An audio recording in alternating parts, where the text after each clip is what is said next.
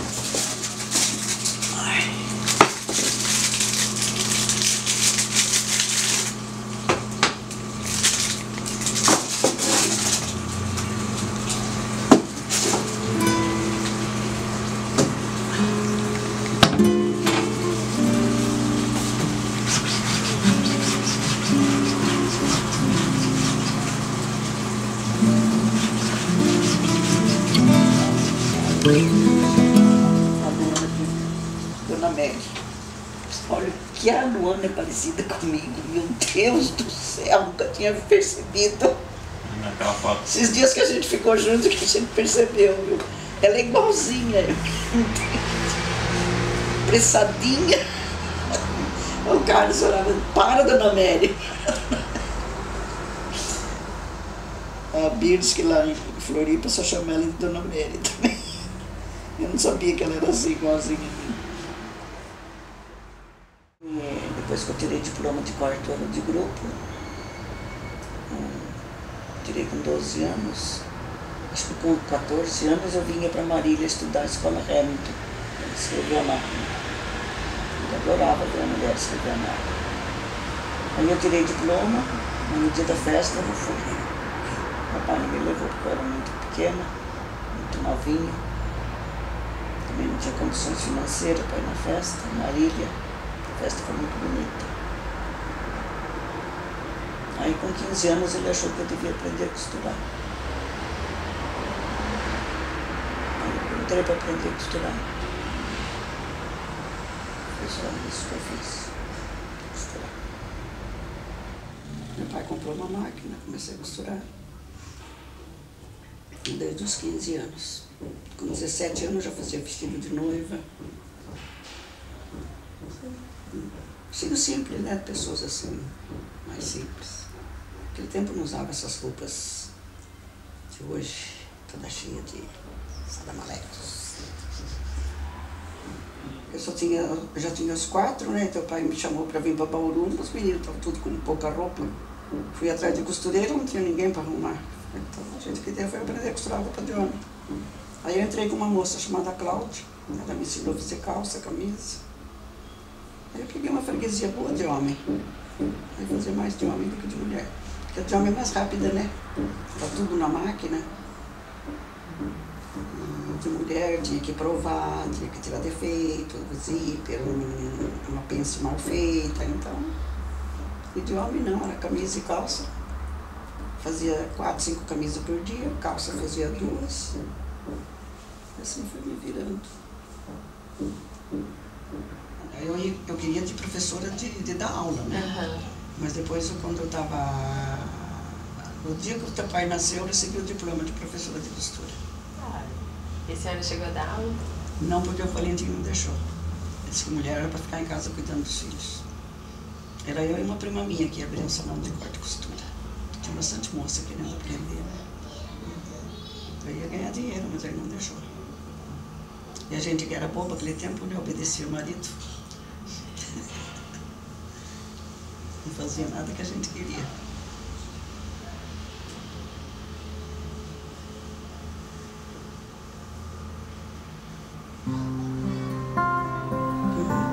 Costurei até os 62 anos, assim. Depois começou a dar problema de coluna, não aguentava mais.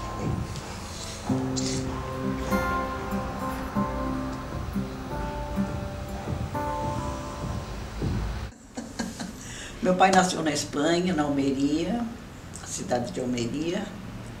Veio para o Brasil com 12 anos. E veio para Borebi.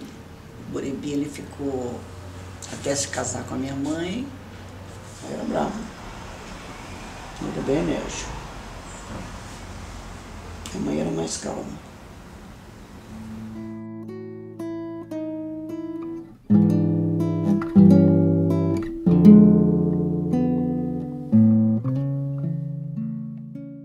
Meu pai comprou terra lá em Flórida, aí mudamos para lá. Para a cidade ou para o sítio? Não, para a cidade, meu pai ficou no sítio. Ele ia todo dia, levantava às 5 horas da manhã, minha mãe fazia a comidinha dele, punha no caldeirão, ia para o sítio, voltava só de noite. Depois ele comprou um cavalo, depois comprou uma charrete, depois comprou um caminhãozinho. De manhã e voltava à noite. Depois do sítio? Pronto. Ele comprou mais acho que uns 2 pedaços ali. Chegou a ter 40 alqueires. Ele começou com 20, depois comprou mais 10, depois mais 10.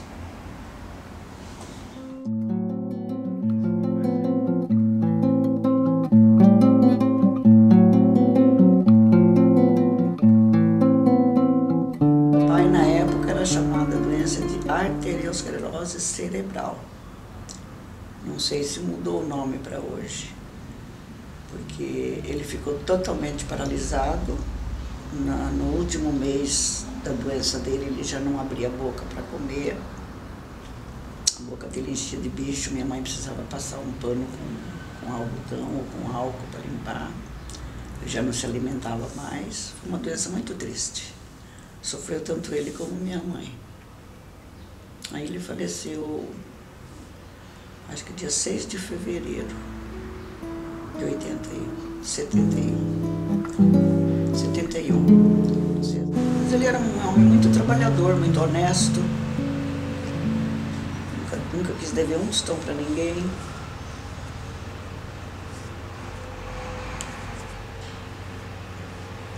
Não teve condições de estudar, ele estudava durante a noite. Um amigo dele que ensinou ele, quando ele morava em Borebi, antes de casar com a minha mãe, ensinou algumas palavras, algumas letras, eu esqueço. E que eu sei, eles não eram de contar muita coisa da vida deles, tanto é que a avó Piedade, a Berenice que foi saber mais do que eu, né?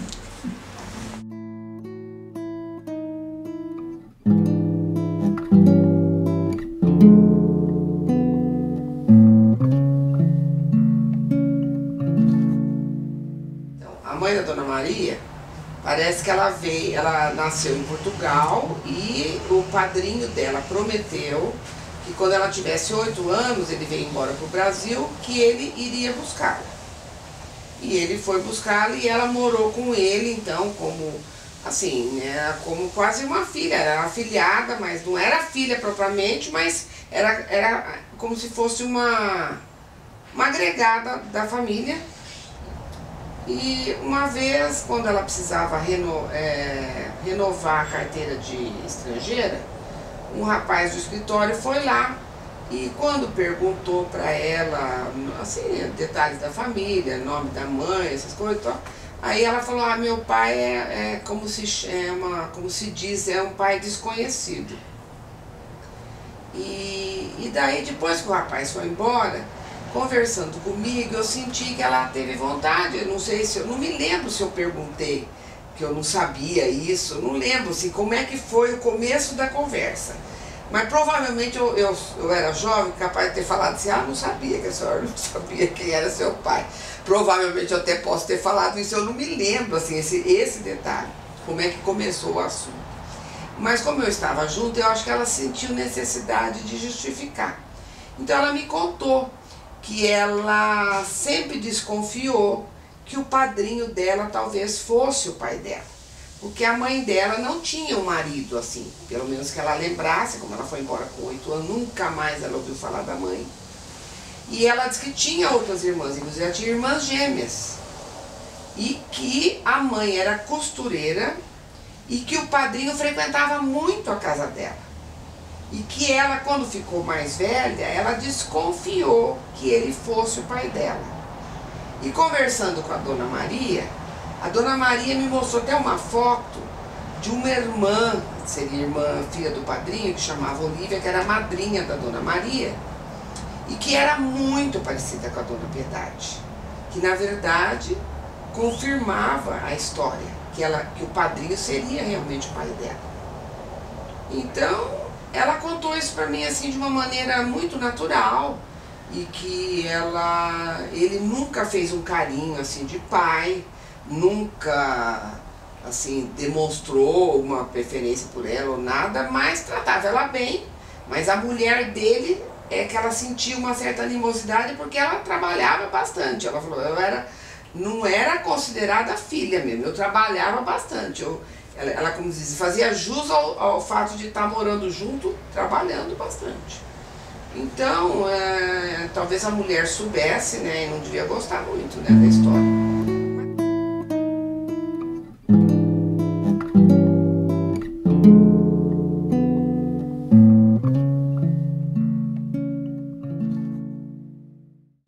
Me conta umas histórias engraçadas de cada um dos 7 filhos que tu lembra, assim?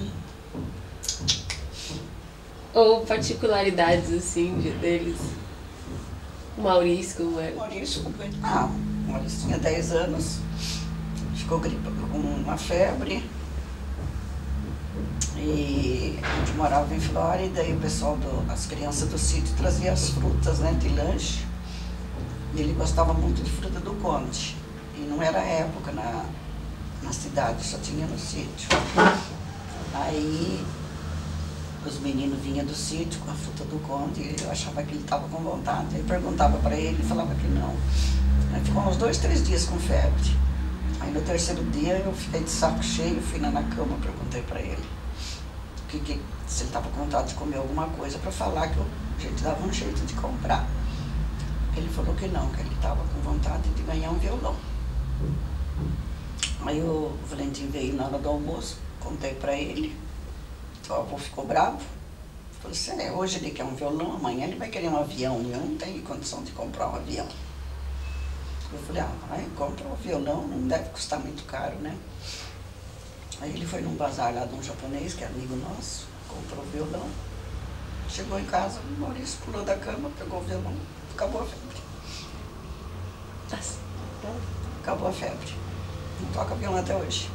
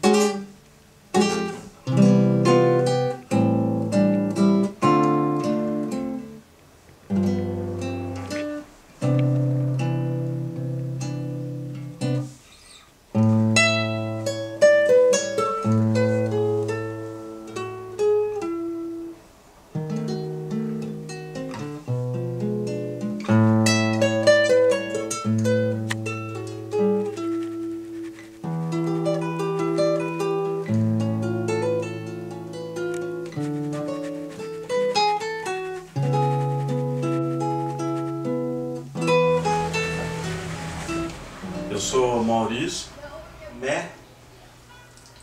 Eu sou o primeiro filho da família e desde o ano passado eu sou motorista dos netos. Cosmópolis, meu pai faleceu, eu comprei apartamento em Campinas, fui pra lá.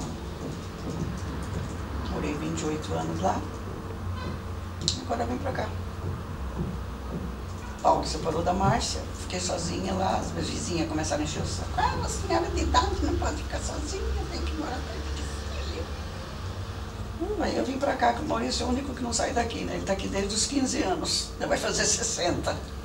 Os outros estão sempre mudando, né? Aí eu vim pra cá ficar com ele. Estamos aqui. Algumas histórias assim da infância, que inclusive a própria Dona Maria relembra, é a dificuldade que eu tinha quando eu, lá pelos meus 12 anos, que eu queria sair para o cinema, ir para alguma festa na época da juventude, e eu tinha que pegar na mão do Paulo, o Paulo pegar na mão do Carlos, o Carlos pegar na mão do Walter, o Walter pegar na mão do Marco, e eu saía puxando aquela fila indiana. E os meus amigos tudo falavam que a gente ia para procissão. E a gente ia todo dia para procissão, lá em Dourados, no caso. Uma palavra que define a Dona Maria: amor. Que ela tem pelos 7 filhos.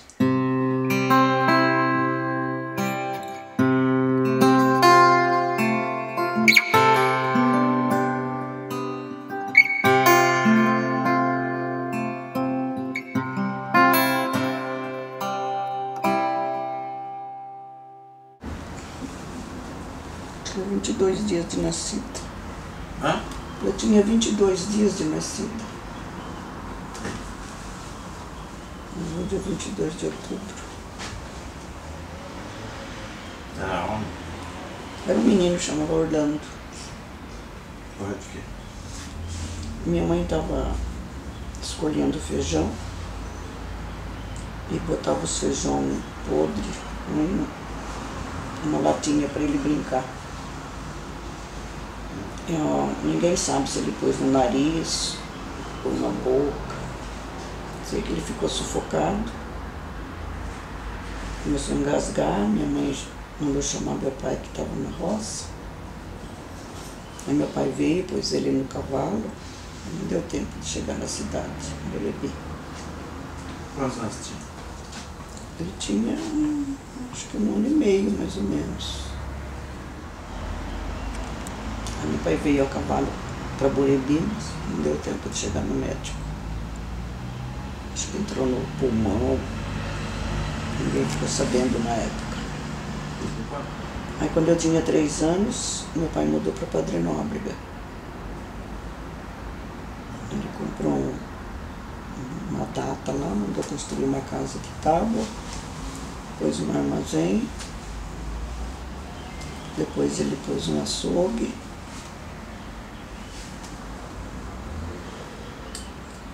Tudo para nada. Tudo Padre Nóbrega. Depois a companhia telefônica pôs o telefone na minha casa, telefone público. Eu atendia o telefone durante o dia. E naquele tempo ninguém tinha telefone na cidade, então, por exemplo, a pessoa daqui de Bauru queria falar com alguma pessoa de lá, a gente tinha que ir na casa da pessoa, chamar a pessoa, para a pessoa em casa, entrar numa cabine telefônica e conversar com a pessoa. E era telefone de parede, enfiava nos ganchos e dava manivela. Depois vai entrar.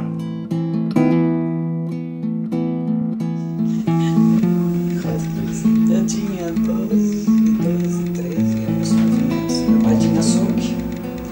E de sábado e domingo, quando acabava a carne, no domingo a gente temperava, na segunda-feira enchia a linguiça, botava numa cesta e levava em Marília para o Pedro Michelucci, que era o dono de um bar. Lá ele vendia a nossa linguiça, que era muito famosa. E quando eu chegava na estação de trem, eu estava com a cesta carregada de linguiça, a cachorrada toda atrás de mim, tirando linguiça. Passava a maior vergonha, porque os meninos olhavam para mim, né? Eu não podia nem namorar. Bisneta, ela é?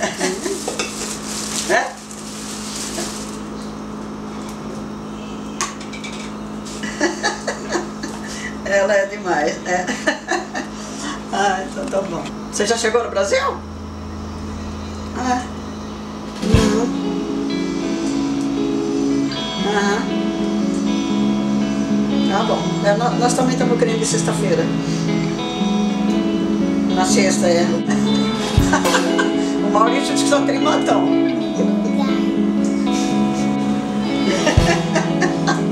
Eu acho que os dois devem estar lotados.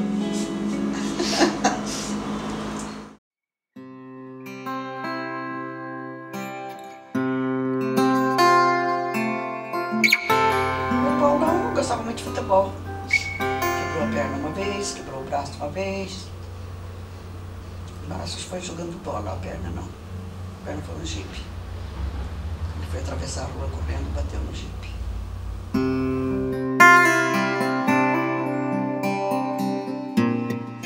Eu sou o Paulo, segundo filho da Dona Maria. Sou formado em tecnologia mecânica. Trabalhei na Petrobras durante 22 anos, aposentei. Fiquei 4 anos sem fazer nada, depois voltei a trabalhar. Sou uma pessoa muito feliz, tenho 4 filhos. Teve a época de 1977, né? Estava recém-casada, a Aline tinha nascido e minha mãe de repente chegou com os restos dos nossos irmãos, né? E sem ter onde ficar, ficou em casa um tempo. E temos uma força para ela. Depois o Walter me ajudou. Essa época foi muito triste, mas foi um começo de uma nova vida para ela, né?